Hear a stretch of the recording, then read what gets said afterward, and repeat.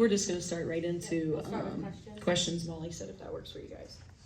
Coach, looking at the Big 12 last year, it felt like it was probably the oldest I've ever seen any league in any sport in history. When you see that, does it kind of make you think about how your strategy of roster building and all that goes? Because it felt like there wasn't anybody on the court that hadn't been in college for 4 years. Right. It's funny that you say that too, Chad, because I was just looking at a couple of rosters last night from some matches over the weekend of Big 12 opponents.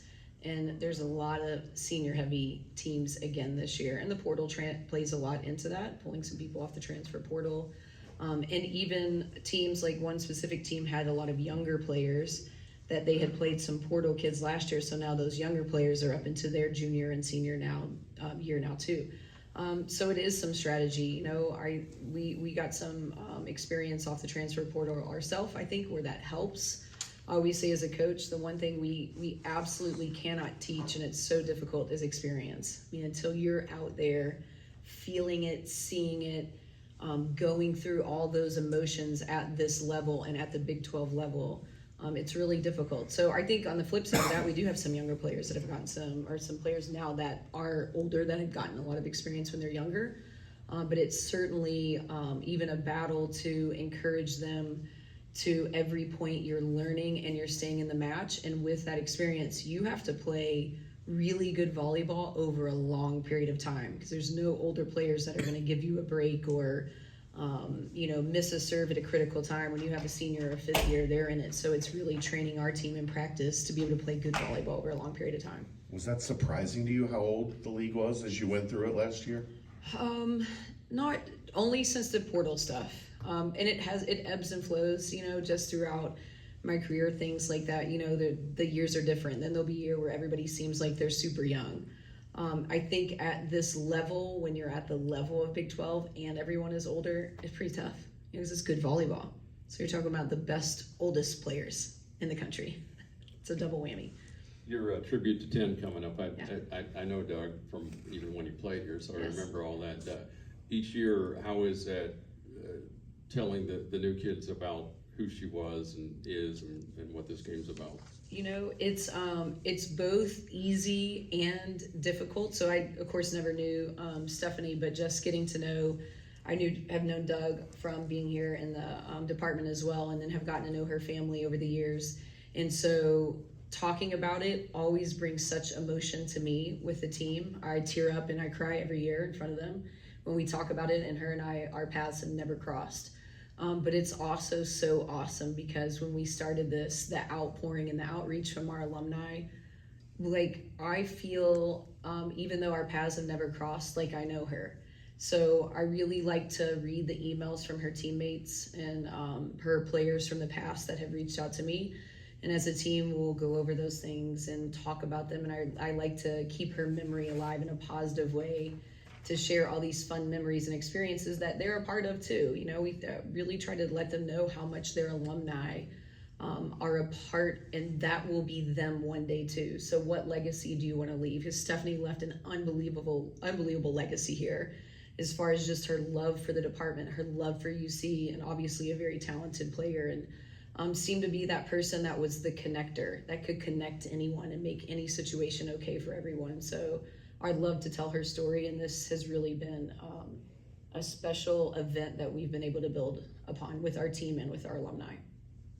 Coach, you talk about the transfer portal. Obviously, you go out, you get the two big additions there. Sydney Nolan comes in from North Carolina. Talk about what you've seen from her through far these 6 matches. Yeah, Sydney, so a local Notre Dame Academy player who was all ACC rookie team as well, who played in the middle at North Carolina. So this is a good explanation of who Sydney is. Sydney's been a middle her entire career. She trained her senior season on the outside with her club team. She went to her previous institution and they needed her back in the middle, so she played in the middle. We have trained her here as an outside, dealt with a couple of injuries, and she is now dominating on the right side for us, so a position that she has never played. She is a gamer and she makes plays. I think her size at the net is just tremendous, what she brings. But she also has this motor, and when things get tight, she gets looser and she just makes the big plays. And it is so fun to watch her, and to be able to have that adaptability in such a skilled sport is really special. But she is one of the easiest players to coach. I mean, just unbelievable. Always, appears to have confidence and in the game, takes instruction and can immediately translate it. She's really funny. She is a funny person. So she's a great teammate and a great player to have around our program. She's been great. You have Jordan Thompson coming back. What does that mean for the players, and what did it mean for you? You got to go see it. We don't all get to go see gold medalists. Right.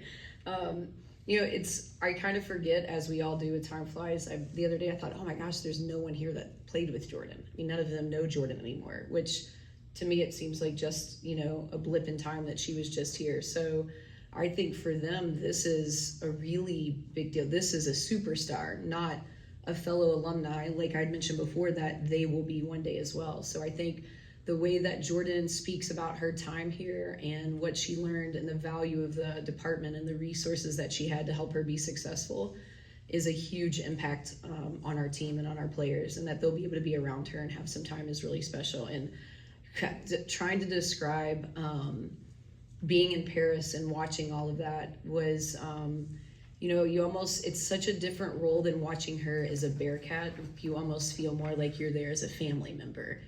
So you're watching and you're feeling all the emotions and you're seeing it, and it's someone you know so well that you feel like you're in the match with her on an emotional level. But the sights of Paris and just hearing what their team schedule was and curfew when they had to be back at the Olympic Village, and to think, okay, you have all these professional athletes that are making hundreds of thousands up to even, $1 million over in Europe playing volleyball. And seeing their itineraries and curfews, I thought it was it's fun to see and to learn as a coach. You get to see how the other coaches are preparing for the biggest stage in the world, and the atmosphere. With the match I went to was against France. One of our staff members, Coach White, also went to the gold medal match, which I don't know if you all know this or not, but Team USA was not expected to medal this year. So the fact that we even made it to the gold medal match and got the silver was a really big deal. But the French patrons there were amazing. The atmosphere, everything's high speed, high energy, music playing. It was awesome. It was a really cool experience. You're going into your 13th year as head coach. What's it been like to see how much the program has changed since you stepped foot in Cincinnati to now? Yeah, I think of everything that has changed. Campus life right around the edge of campus, what even our facilities here, as specifically to the athletics department and how we have evolved moving into the Big 12 is just unbelievable. I think that growth is what keeps our programs, the university as a whole growing, than us as a department growing and just creating this national brand. I think the biggest part, and I could say even from day one when I got here, of any school that I've been to, I would say the CPAL is probably the most recognizable brand that I've ever had as far as being out on the road recruiting.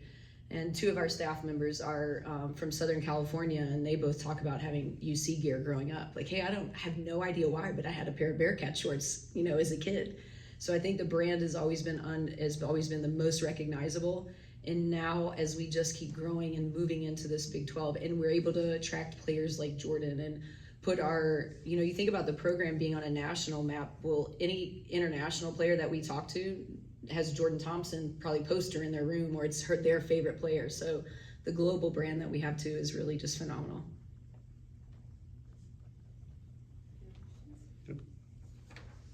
Awesome. Thanks, Coach.